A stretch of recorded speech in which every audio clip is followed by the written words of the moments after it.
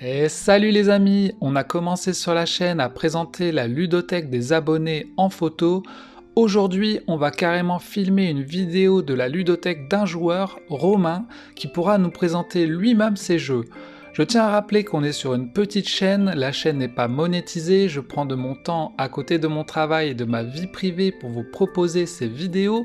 Je ne suis ni un éditeur ni un professionnel, mon objectif est avant tout de partager la passion des jeux. Vous pouvez simplement soutenir la chaîne en vous abonnant pour la faire grandir et je vous en remercie grandement. Allez, c'est parti. Salut Romain, merci de nous accueillir pour cette première vidéo Room Tour. Tu vas nous présenter ta collection. Avant de commencer, qu'est-ce qui t'a attiré dans les jeux de société et pourquoi t'as commencé? Je commençais parce que j'étais déjà beaucoup dans les jeux vidéo et que je m'étais dit à un moment donné qu'il y avait tout un univers dans le jeu de plateau, et ça a commencé avec Abyss en gros, pour résumer, qui est là en bas, qui était mon premier jeu avec ma copine à l'époque. On s'est fait, je sais pas, 75-80 parties tous les deux comme ça en moins de 6 mois. Et j'avais Istanbul aussi à l'époque. Et du coup, c'est le premier jeu vraiment parce qu'il était magnifique, puis tactique, pas trop lourd, était parfait. En fait, c'était un gabarit parfait. Et puis à partir de là, je suis entré dans les magasins, quoi. Je suis allé voir un peu toutes ces boîtes de jeux incroyables. Je me suis rendu compte qu'il y avait un univers, quoi, complètement fou, avec énormément de thèmes, énormément de mécaniques, de possibilités. Parce que c'est un joli mélange entre les maths, la mécanique et l'art. Ouais. Parce que je suis joueur, mais ce mélange des trois, là, des maths, de la mécanique et de l'art, pour moi, c'est phénoménal quand je vois une boîte de jeu, et je me dis que j'ai un gros mix des trois là-dedans, comment ils ont réussi à faire ça, de quelle manière, quelle mécanique, etc. Donc, c'est le thème, tout ça, c'est passionnant. Donc Abyss, ensuite ça a grandi, de plus en plus, grâce à pas mal de vidéos que je regardais de youtubeurs américains, je me suis très vite intéressé à Rado, Richard Ham sur YouTube. Et lui était passionnant avec une voix, une énergie, tout ça. Donc il m'a mis dedans aussi, ce personnage. Et ça s'est transformé en John Gates Games, qui est arrivé sur la route des explications de jeu. Fabuleuses explications. Donc voilà, ils m'ont entraîné là-dedans. Et donc je regarde très souvent, quasiment tous les jours, je regarde, je vais chercher, je guette. Et je tombe sur des pépites, sur des jeux qui sont pas encore sortis en France, qui sortiront même probablement pas en France. C'est aussi parce que j'avais cette dynamique outre-Atlantique, je pense. Ok. Donc beaucoup de gros jeux. Du coup, c'est quoi ton type de jeu? Plutôt expert, initié, débutant? Est-ce qu'il y a un style de jeu que t'aimes bien? Donjon crawler, poste d'ouvrier, etc. Les petits jeux d'ambiance, c'est pas mon truc. Clairement. Les petits jeux tout court, c'est pas trop mon truc. Un jeu d'une demi-heure, de base, ça va pas m'intéresser trop parce qu'il faut vraiment essayer de se plonger dans quelque chose et y rester un moment. Ou idéalement, 2 heures, 2h30, 3 heures, pourquoi pas. Donc c'est du jeu expert, évidemment, que je privilégie. Avec une grande plongée vraiment dans un thème et dans une mécanique. Et là, les exemples sont un peu là. Alors je les ai classés maintenant un peu par éditeur. Donc le plus grand nombre de jeux que j'ai d'un même éditeur, c'est Board and Dice, Pixie Games en français, avec les Trismegistus, les Tekkenu, les T, il y avait Tiltum à l'époque. Et c'est vrai que bon, les Tabanusi, etc., moi, j'étais étonné d'être vraiment pris là-dedans, parce que c'est du gros jeu, puissant, et bien comme il faut. Mais bon, il y a les Terraforming Mars, il y a les... qu'est-ce qu'on a d'autre? Il y a les Agra, qui sont monstrueux, bon, récemment les Lacrimosa, qui sont un peu plus légers, on va dire, mais voilà, ça part dans tous les sens un petit peu. Donc, alors, je suis pas trop jeu de figurines particulièrement. Le seul que j'ai, c'est Cryavoc, où on va se foutre sur la gueule, véritablement en figurine sur le plateau, vraiment combat, quoi. C'est le seul que j'ai dans ce style. Je vais être Eurogames, les euros, clairement. Parfois un peu narratif à la Zona. Et aventurier un petit peu runebound. Curieusement, je suis pas trop branché fantasy, dragon et compagnie. C'est pas mon truc. Mais runebound, je veux bien. Ça c'est vraiment bien foutu. C'est super beau. J'avoue que là, je suis tombé dedans. Et la fantasy, c'est pas mon délire. Ok. Bon, évidemment, alors, il y aura le spatial. Il y en a un sur Mozart, je veux dire, voilà, c'est inattendu. Alors, Beat a Coup, je vais le dire comme ça. Voilà, pareil, c'est du thème qui sort un peu de nulle part. Bon, les Everdell, les Wingspan, ce genre de choses, sont très très connus là maintenant, mais font des thèmes qui sont aussi un peu très spéciaux. Donc, il n'y a pas vraiment de thème particulier. L'espace, quand même, je suis très très branché astronomie, tout ça, donc forcément les Terraforming Mars, les Space Corp, les CRS. Les Empires of the Void et compagnie, ça me plaît particulièrement parce que c'est spatial, mais Enfin, c'est pas forcément mes jeux préférés pour autant.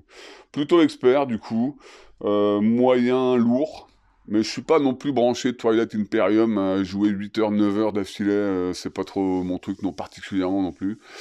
Voilà, je crois qu'un des plus gros jeux que j'ai, ça pourrait être Agra qui est là-bas. Bah étonnant et gros et costaud à sa façon, mais c'est pas forcément le plus gros.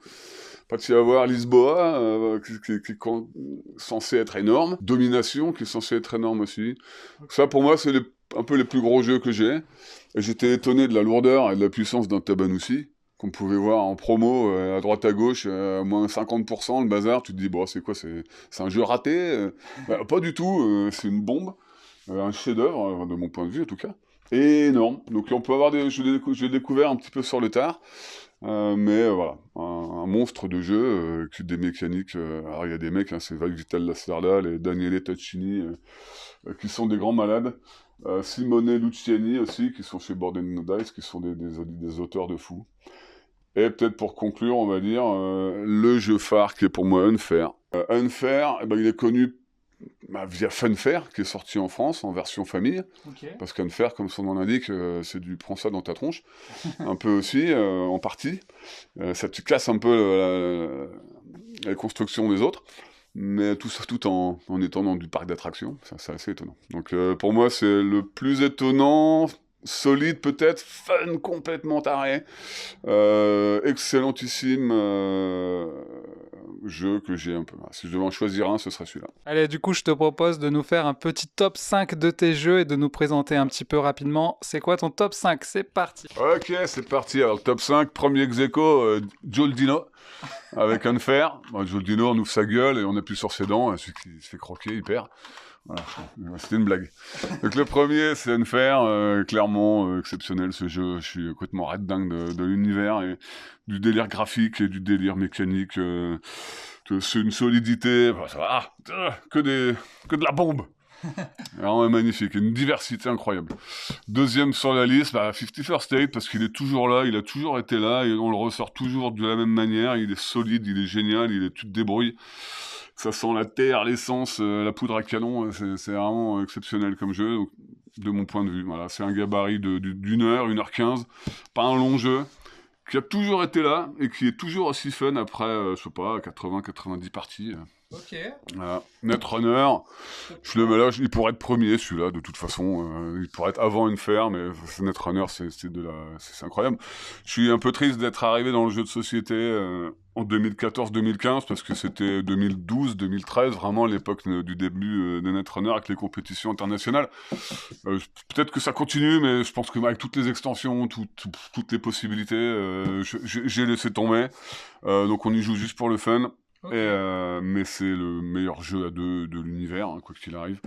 Donc ouais, Netrunner, le cyberpunk, tout ça, je suis quand même bien branché Néo Tokyo et compagnie, c'est carrément mon délire. À l'opposé de tout ça, on a l'Inde.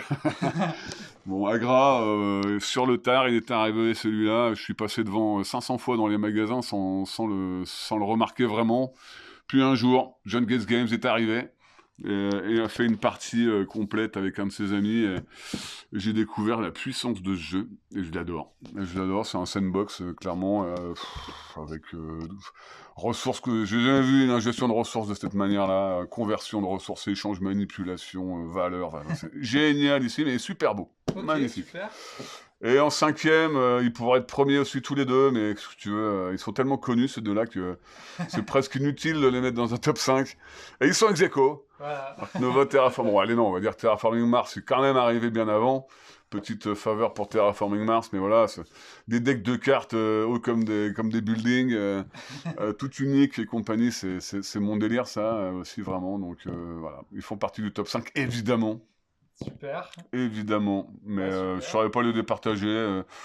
Et puis bon voilà, je voulais pas les mettre dans le top 5 parce qu'ils sont trop connus, c'est trop évident. que ces jeux soient là. J'aurais préféré limite en mettre un autre, mais quand même, ils ont leur place là. Ouais, Ils sont c'est tellement géniaux. Est-ce que tu joues en solo aux jeux de société, genre à tes jeux, est-ce que tu joues en solo ou jamais? Pas du tout.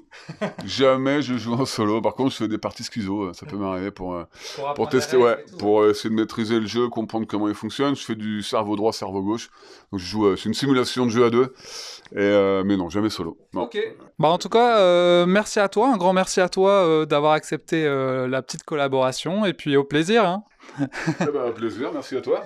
Vous avez pu voir que Romain a pas mal de gros jeux experts. Si vous connaissez certains jeux de son top 5, n'hésitez pas à le dire en commentaire.